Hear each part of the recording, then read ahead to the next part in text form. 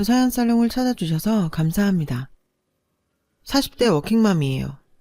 저희 아빠는 제가 6살 때 돌아가셨어요. 그래서 엄마 혼자 저희 5남매를 키우셔야 했죠. 엄마는 아빠가 남기신 돈으로 식당을 차리셨어요. 식당은 그럭저럭 잘 됐습니다. 하지만 친척의 절절한 부탁에 엄마는 할 수 없이 돈을 빌려주셨고, 그게 문제가 돼서 저희는 큰 어려움을 겪게 되었어요. 지금 와서 생각하면 남편 여이고 홀몸으로 5남매를 키워야 하는 여자한테 무슨 생각으로 돈을 빌려달라고 했나 싶어요. 여튼 그 친척이 사업을 부도내고 잠적했거든요. 돈만 빌려줬으면 그나마 다행인데 엄마가 연대보증까지 선바람에 우리 집과 식당에는 빨간 딱지가 붙었어요. 결국 엄마는 남의 식당 주방에서 일을 하게 되셨고요. 하지만 5남매의 학비에 생활비를 감당하기엔 역부족이었죠. 그래서 언니와 오빠가 대학을 포기하고 돈을 벌게 됐고, 덕분에 저희 집은 사정이 조금 나아질 수 있었어요. 엄마가 병으로 입원하시기 전까지는요. 10여 년 동안 몸고생, 마음고생을 너무 많이 하신 탓인지 엄마는 어느 날 갑자기 쓰러지셨고 그렇게 위암 진단을 받으셨어요.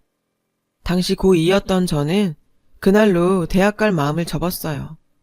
언니 오빠는 제게 대학에 가라고 했지만 전 그럴 수 없었죠. 언니 오빠한테만 짐을 떠넘기는 건 부당하다고 생각했으니까요. 저는 하루라도 빨리 일을 시작하고 싶었어요. 그래서 학교를 그만두려고 했지만 언니 오빠가 반대를 하더군요. 특히 언니가요. 네가 그러면 엄마 마음이 어떻겠어. 안 그래도 아프신데 당신 때문에 자식 앞길 막는다는 생각에 더 힘드실 거 아냐. 그 말에 전 고등학교는 졸업하기로 했죠. 그리고는 졸업하자마자 바로 취직을 했어요. 저는 건설회사 격리보조로 들어갔어요. 이름만 격리보조였지 온갖 잡무를 다 하는 자리였죠. 하루 종일 커피 심부름을 하고 영수증을 붙이고 우편물을 분류하면 퇴근 시간은 한참 지나있기 일쑤였어요. 제 형편을 모르는 사람들은 이런 말까지 하더군요. 넌 젊은 애가 왜 그런 일을 하느라 시간을 허비하니? 좀 생산적인 일에 시간을 투자해봐. 미래를 위해서 공부도 하고. 앞날이 창창한데 왜 그러고 사나 몰라? 하지만 전 제 벌이가 살림의 보탬이 된다는 생각에 뿌듯하기만 했어요. 엄마는 다행히 고비를 넘기셨고 치료제가 잘 맞아서 조금씩 차도를 보이기 시작하셨죠. 그 무렵 저는 다른 회사로 이직하시는 과장님으로부터 제안을 받았는데요. 평소 제가 일을 열심히 하는 걸 눈여겨보셨다며 함께 갔으면 한다더라고요. 회사 규모는 좀 작지만 그곳에선 제가 격리로 제대로 된 대우를 받을 수 있다고도 하셨죠. 야무지고 일 잘해서 금방 적응할 거야. 사람 소개한다는 게 쉬운 게 아닌데 윤희 씨는 소개해도 내가 욕먹진 않겠다 싶거든. 이런 기회에 자주 오는 거 아니야. 월급도 더 받을 수 있는 거고. 잘 생각해봐. 저는 월급이 오를 거라는 말에 회사를 옮기기로 마음먹었어요. 제대로 된 격리를 할 수 있다는 것도 이유가 됐고요. 그렇게 전 회사를 옮기게 되었죠. 처음 갔을 때는 일도 많고 정리가 안 된 파일이 많아서 정말 힘들었어요. 야근도 밥 먹듯 해야 했고요. 처음 몇 달은 괜히 옮겼나 후회가 될 정도였죠. 하지만 조금씩 자리가 잡히자 생각보다 괜찮더라고요. 무엇보다 전보다 월급이 올랐다는 게 큰 힘이 됐어요. 그래 봐야 야근 수당은 없었지만요. 그땐 그런 게 흔한 시기였으니까요. 그리고 얼마 뒤 저는 한 남자를 만나게 됐어요. 그는 거래하는 납품업체 담당 대리였는데 순한 인상과 친절한 모습에 호감을 느꼈거든요. 회사에서도 평도 좋았고요. 저도 속으로 괜찮은 남자라고 생각은 했지만 티를 내지는 않았어요. 누가 누굴 좋아하네, 마음에 뒀네. 이런 소리가 듣기 싫었거든요.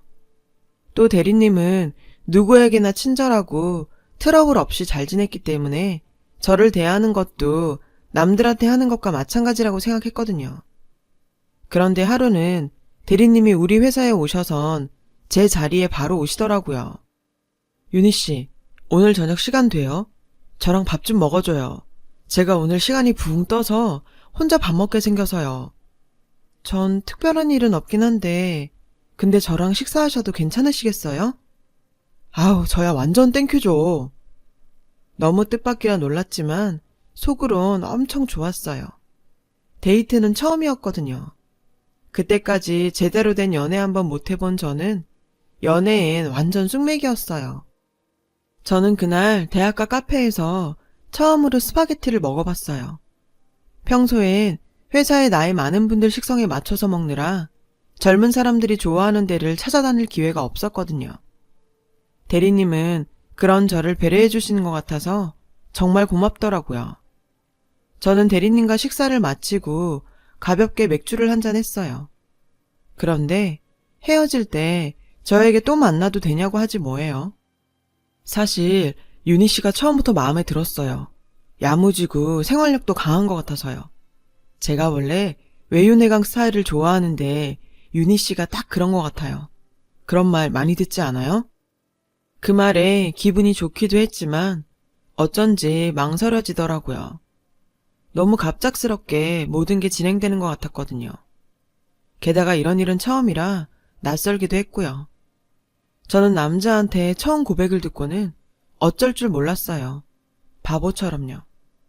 대리님은 주말에 만날 수 있냐고 묻더니 생각 있으면 약속 장소로 나오라며 시간과 장소를 알려주고 가셨어요. 한 주 내내 나갈까 말까 고민을 하다 전 결국 나갔어요. 선뜻 나가겠다 대답은 못했었지만 마음은 이미 대리님한테 가 있었던 거죠. 그렇게 우리는 연애를 시작하게 됐죠. 우리 오늘로 만난 지 6개월이네. 사실 전부터 6개월 정도 만나면 꼭 해야겠다고 생각했던 말이 있는데. 나 자기랑 평생 같이 살았으면 좋겠어. 우리 결혼하자. 네? 전 그런 생각을 안 해봐서. 게다가 언니랑 오빠도 아직 결혼을 안 했고 동생들 뒷바라지도 해야 되거든요. 그러자 대리님은 조곤조곤 절 설득하기 시작했어요. 순서가 뭐가 중요해. 누구든 먼저 갈 수 있으면 가는 거지. 자긴 너무 가족한테 얽매이는 것 같은데 그거 결국 남 좋은 일이잖아? 자기도 자기 인생 살아야지. 난 이제라도 자기가 결단하면 좋겠어. 저는 그때까지도 한 번도 그렇게 생각해 본 적이 없어서 좀 당황스러웠어요. 언니는 아직도 남친도 없이 일만 하는데 제가 이기적이라는 생각까지 들었죠. 고민 끝에 전 언니한테 대리님과의 일을 털어놓기로 했어요. 어머, 잘됐다. 안 그래도 가고 싶었던 대학도 못 가고 제대로 놀아보지도 못하고 회사 다니며 돈 버느라 힘들었잖아. 서로 좋아하는 사람 있을 때 결혼해.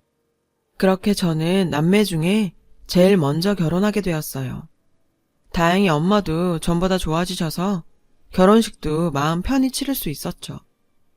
신혼집이 멀어서 친정 식구들을 자주 볼 수 없는 건 좀 아쉬웠지만요. 남편 회사 가까운 곳에 집을 얻어야 했거든요. 친정 식구들도 그 점을 아쉬워했지만 상황이 그러니 어쩔 수 없었죠. 그렇게 결혼하고서 몇 개월은 별 탈 없이 지냈어요. 남편은 회사가 끝나면 늦는 법 없이 집에 왔고 집안일도 잘 도와주었거든요. 그런데 점점 야근이나 당직이 있다고 늦거나 못 들어오는 날들이 생겼어요. 저도 회사 생활을 해봤기 때문에 그런 걸로 뭐라고 하지 않았어요. 직장 상사나 동료들 눈치 보면서 집안 챙긴다는 게 쉽지 않으니까요. 그러던 어느 날이었어요. 남편이 출장 갔다가 저녁엔 회사에서 숙직을 할 거라고 하더라고요. 그날은 유독 비가 많이 내려서 저는 고생하는 남편을 위해 회사에 먹을 걸 챙겨가기로 했죠. 남편이 좋아하는 파전도 부치고 이것저것 싸서 회사로 향했어요.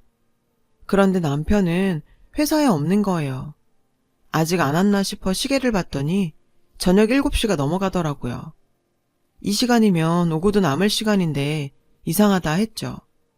혹시 근처에서 밥을 먹고 있나 싶어 전화를 했는데도 받지 않더라고요. 저는 회사 1층 로비에서 남편을 기다리기로 했어요. 한 30분쯤 남편을 기다리고 있는데 전에 만난 적이 있는 팀장님이 지나가시다 저를 보셨어요. 근데 팀장님이 절 보시곤 놀라시지 뭐예요. 제가 남편을 기다린다고 했더니 굉장히 당황하며 머뭇거리는 거예요. 그 모습이 수상해서 혹시 무슨 일 있냐고 물었죠. 제가 붙잡고 놔주질 않자 팀장님은 결국 어쩔 수 없다는 듯 말하더군요.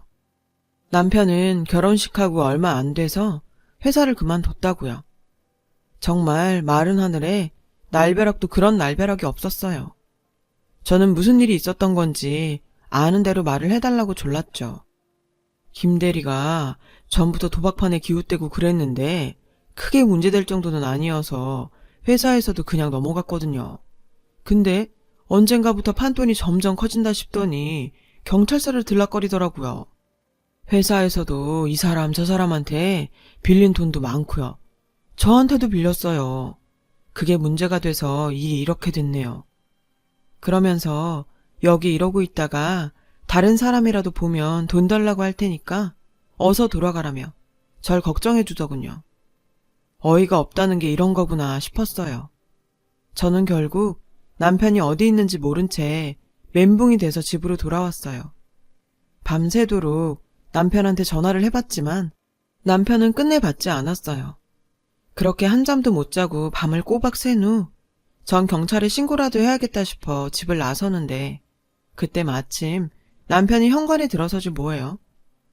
아무것도 모르는 남편은 저를 보곤 아침 일찍 어디 가냐며 도로 들어가자고 하더군요. 저는 들어와 아침밥을 차리며 남편한테 회사에선 어땠냐고 떠봤어요. 전화는 왜 안 받았냐고요.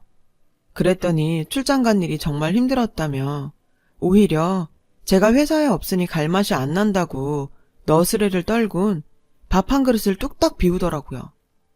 그 모습이 뻔뻔한 것 같기도 하고 너무 아무 일 없는 사람 같기도 해서 어쩌면 팀장님이 악의적으로 거짓말을 했을지 모른다는 생각까지 들 정도였어요.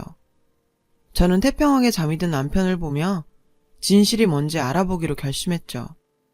남편은 오후 늦게야 출근을 한다며 집을 나섰어요. 남편 뒤를 따라갔어요. 그랬더니 정말 남편은 회사와는 정반대 방향으로 가지 뭐예요. 저는 마음을 다잡고 끝까지 남편 뒤를 밟았어요. 남편은 공원 벤치에 앉아 장기 두는 노인들과 수다를 떨더군요. 너무 한량 같고 한심해 보이는 그 모습에 머리가 핑 돌고 어지러웠어요. 잠시 거기 앉아서 훈수를 두던 남편은 자리에서 일어나 어디론가 가더군요. 남편은 공원을 나와서 공장이 많은 컴컴한 거리에 낡은 건물로 들어갔어요. 저는 무서웠지만 그래도 확인을 해야 했기에 따라 들어갔죠. 정말 남편이 도박을 하는지 아니면 다른 이유가 있어서 여기 온 건지 말이에요. 조심스럽게 어두컴컴하고 낡은 계단을 올라가 남편이 들어간 사무실 앞에서 뽀얀 유리창 사이로 안을 살폈어요. 그 안에는 남자들이 무리를 지어 앉아 담배를 피우며 화투를 치고 있었죠. 그 안에 남편도 있었어요. 저는 심장이 덜컹하고 떨어지는 것만 같았죠. 험악하고 불량해 보이는 사람들 사이에 아무렇지 않게 어울리는 남편을 보고 있자니 입이 안 다물어지더군요. 저는 간신히 그 건물을 나와서 집으로 돌아왔어요. 손발이 덜덜 떨리고 정신이 하나도 없었죠. 어디서부터 어디까지가 남편의 본 모습일지 믿을 수가 없더라고요. 저는 부들부들 떨면서 시어머니한테 전화를 걸었어요. 시어머니는 아무것도 모른 채 평소처럼 편하게 전화를 받으시더라고요. 어쩌면 시어머니도 자기 아들에 대해 모를 수도 있겠다 싶었어요. 전화를 끊은 저는 시어머니가 하시는 갈비집으로 찾아갔어요. 결혼 전 딱 한 번 본 게 다여서 주소를 찾아 기억을 더듬어가며 갔어요. 밖에서 보니 시어머니는 카운터에 앉아 손님을 받고 계시더라고요. 마침 저녁 식사 시간대라서 가게 안은 사람들로 붐비고 있었어요. 시어머니가 손님 자리를 안내하느라 자리를 뜨자 저는 가게 안으로 들어갔어요. 그런데 무슨 일로 혼자 왔는지 물으시면 뭐라고 대답해야 할지 몰라서 문 앞에 서서 그저 망설이고 있었죠. 그때 어떤 여자가 엄마라고 부르며 시어머니한테 다가가는 거예요. 30대 중반쯤 돼 보이는 여자였는데 처음 보는 사람이었어요. 가게 일을 오래 한 사람이라서 시어머니한테 엄마라고 부르는 걸까? 저는 알 수 없는 불안감을 억누르며 가게로 들어갔어요. 그랬더니 절 발견한 시어머니 얼굴이 사색이 되지 뭐예요. 어머니, 저 왔어요. 어머니? 엄마 아는 사람이야? 누군데 엄마한테 어머니래? 여자는 인상을 쓰며 저와 시어머니를 번갈아 봤어요. 시어머니는 제 손목을 끌고 무작정 밖으로 나왔죠. 가게에서 좀 떨어진 곳에 다다르자 시어머니는 자초지종을 설명하셨어요. 새댁, 사실 난 새댁 시어머니가 아니야. 내가 새댁 남편한테 돈 빌려준 게 있는데 하도 갚지 않아서 찾아갔더니 자기가 곧 결혼을 한다고 어머니 노릇만 해주면 마음 잡고 이래서 갚겠다더라고. 새댁을 속인 건 미안하지만 어떡해. 돈은 받아야겠고 해서 해줬지 뭐. 결혼하면 제대로 일을 하겠지 싶어서. 근데 아직도 돈을 안 주네. 내가 아주 미치겠어. 그러면서 자기 딸은 전혀 모르는 일이고 돈 빌려준 것도 알면 큰일 나니까 다시는 가게로 찾아오지 말라고 신신당부를 하더군요. 가짜 시어머니가 가고 난 뒤 저는 그 자리에 털썩 주저앉았어요. 대체 이 사람한테 거짓이 아닌 게 있긴 한 걸까 하는 생각이 들 정도였어요. 남편은 밤늦게 들어와서 회사 일 때문에 피곤하다며 거실에 대자로 뻗어서 밥을 차려달라더군요. 저는 아무 내색도 하지 않고 해달라는 대로 해줬어요. 남편이 작정하고 절 속인 이상 저도 섣불리 움직여선 안 될 것 같았거든요. 진실을 파헤쳐 보기로 했어요. 다음날 아침 남편은 넥타이를 메고 양복을 싹 빼입곤 출근한다며 나갔어요. 저는 바로 행동에 들어갔죠. 시아버지, 시동생, 이모님이라고 만났던 사람들을 찾아보기로 했어요. 그랬더니 시아버지 역할을 해준 사람은 같이 화투를 치다 만난 사람이었고 시동생과 이모님은 돈을 받고 알바를 한 거였더라고요. 이런 식으로 저를 평생 속일 수 있을 거라고 생각을 하다니 정말 말이 안 나왔어요. 저는 마음을 단단히 먹고 남편이 오기를 기다렸어요. 남편은 회사 퇴근 시간에 맞춰 집에 들어왔어요. 한 손에 치킨 봉투를 들고서 말이죠. 오랜만에 치킨이나 먹자. 맨날 밥 먹기도 지겨워서 말이야. 여기 내가 전에 말한 그 치킨집인데 진짜 한 번 먹으면 계속 생각난다니까. 이제 맨날 이것만 먹자고 할걸? 그래? 그렇게 맛있는 집이 있어? 그 치킨집에서도 돈을 빌린 건 아니고? 그러자 남편 안색이 확 바뀌더니 대체 무슨 소리냐고 버럭 소리를 지르더군요. 그 뻔뻔한 행동에 더 화가 났어요. 어제 도시락 싸들고 당신 회사 갔다가 팀장님 만났어. 도박하다가 회사 사람들한테 빚지고 잘린 거라 시부모님, 도련님, 이모님도 다 가짜라는 거. 나 다 알게 됐다고. 당신 공원 뒤 공장에서 도박하는 것도 다 봤으니까 변명할 생각 하지 마. 대체 언제까지 날 속이려고 한 거야? 저는 적어도 남편이 미안해할 줄 알았는데 그건 큰 착각이었죠. 적반하장으로 어디 남편 뒤를 몰래 밟냐며 왜 사생활을 들추냐지 뭐예요? 사생활이라니. 아니 어떻게 그게 사생활이에요? 기가 막혀서 정말. 게다가 제가 당장 헤어지자고 하니까 오히려 엄포를 놓더라고요. 웃기지 마. 내가 헤어질 것 같으면 그런 생쇼를 하면서 결혼했겠어? 어차피 알게 될 거 이렇게 되길 잘했네. 내일부터 당신이 돈 벌어와. 빚은 갚아야 될 거 아냐. 나는 당신 생활력 그거 하나 본 거니까 이제 본 좀 뽑아야겠어. 그러면서 제가 집을 나가기라도 하면 친정에 가서 다 뒤집어 놓을 거라고 다 가만 안 둘 거라는 거 있죠. 자기가 하는지 안 하는지 두고 보라며 치킨을 바닥에 던져버리곤 방으로 들어가 버렸어요. 어릴 적 우리 집이 친척 때문에 다 넘어가면서 세상 볼 꼴 못 볼 꼴 다 봤다고 생각했었는데 세상엔 정말 별일이 다 일어나더군요. 기가 막혀서 눈물도 나오지 않았어요. 저는 거실 맨바닥에 이불 한 장을 둘둘 말고선 웅크린 채 밤을 새웠어요. 도대체 어디서부터 잘못된 걸까 생각을 하면서요. 기가 막힌 건 그 와중에도 남편은 코까지 골며 자더라는 거예요. 일주일 정도 시간이 흘렀어요. 그 사이 남편을 절 볼 때마다 취직해서 돈 벌어오라고 닥달을 해댔어요. 돈이 없어서 판에 안 끼워준다며 있는 돈 다 내놓으라고도 했고요. 판돈이 떨어진 남편은 며칠 동안 집에만 있었어요. 일도 안 하고 빈둥거리며 제게 취직하라는 소리만 떠들어댔죠. 그러던 어느 날이었어요. 남편이 통화하는 소리를 듣게 되었죠. 예, 형님. 이번 판 뜨는 거 틀림없죠? 아우, 걱정 마세요. 제가 누군데요. 돈은 다 마련했고요. 이번에 크게 따서 형님 돈도 다 갚을게요. 저 못 믿으세요? 틀림없다니까요. 아무래도 도박판이 크게 벌어질 모양이었어요. 저는 시장을 간다고 하곤 집으로 나와 경찰서로 향했어요. 그리고는 형사한테 자초지종을 다 얘기했죠. 제 얘기를 수첩에 상세히 적던 형사님은 잘 알겠다며 걱정 말고 남편이 나갈 때 자기에게 연락만 달라고 하시더군요. 몸 조심하라는 말도요. 그 말에 진심이 느껴져서 순간 저는 눈물이 핑 돌았어요. 남이 해주는 말이 그렇게까지 위로가 될 줄은 몰랐거든요. 저는 지금도 그때 그 형사분을 잊을 수가 없어요. 저는 서둘러 장을 봐서 집에 돌아가 저녁을 차렸죠. 남편은 저녁을 먹으며 일단 제 통장에 있는 돈부터 다 달라고 하더군요. 저는 아무것도 모르는 척 시치미를 떼고 그 돈으로 뭐 할 거냐고 물었죠. 남편은 알 거 없다며 버럭 소리를 지르더군요. 그리고는 언제 그랬냐는 듯 한 방에 크게 딸 수 있다며 미친놈처럼 실실거리며 밥을 먹었죠.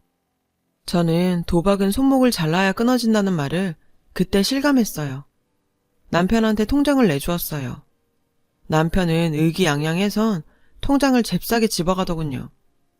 그리고는 낯선 핸드폰을 꺼내놓고는 연락이 오기를 기다렸어요. 아무래도 일전에 통화를 했던 형님이라는 사람과 모종의 거래로 받은 것 같더군요. 그리고 이틀 뒤 밤중에 연락이 왔어요. 남편은 전화를 받자마자 신이 나서 찾아놓은 돈 뭉치를 들고 바쁘게 집을 나서더라고요. 저는 베란다 창문으로 남편이 가는 방향을 살폈어요. 남편이 대로를 피해 흥미진 곳으로 가는 게 보이더군요. 저는 그 길로 형사한테 전화를 걸어서 남편이 조금 전에 나갔고 어느 방향으로 갔는지 상세히 알려주었어요. 형사님은 잘 알겠다며 이제 자기들이 알아서 할 테니 기다리라고 하시더군요. 시간이 지나 드디어 전화벨이 울렸죠. 저랑 통화를 했던 그 형사분이셨어요. 형사님은 도박판을 벌인 일당들을 모두 잡아들였다고 하셨어요. 남편도 잡았는데 나를 찾으니 일단 오라고 하더군요. 경찰서 안은 하우스에서 잡혀온 도박꾼들로 바글바글했어요. 유치장에 있던 남편은 절 보자 손짓을 하며 얼른 자기 옆으로 오라더군요.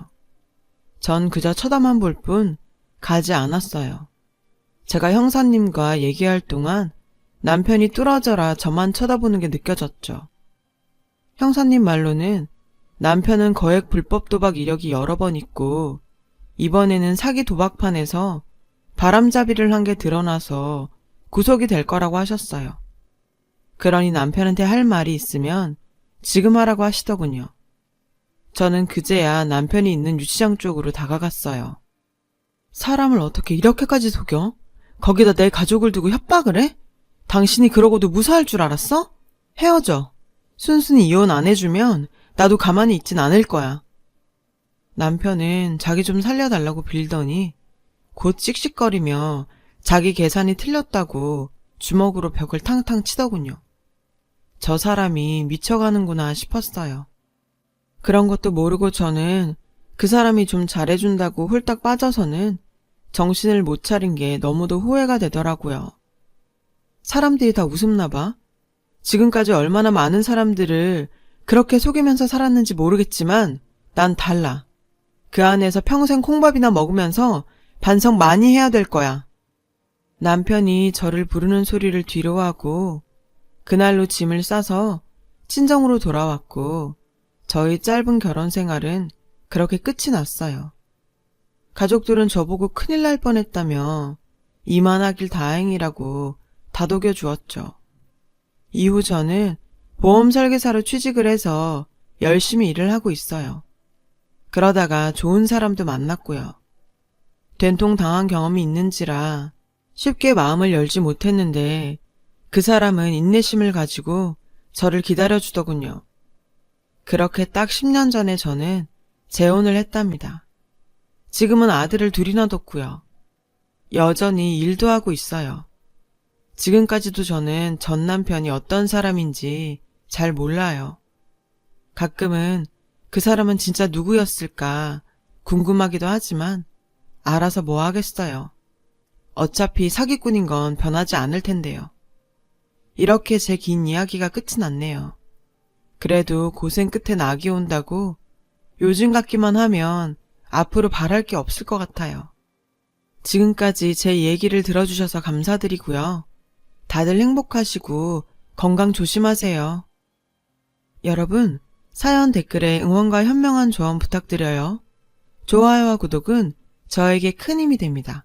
오늘도 좋은 일 가득하세요.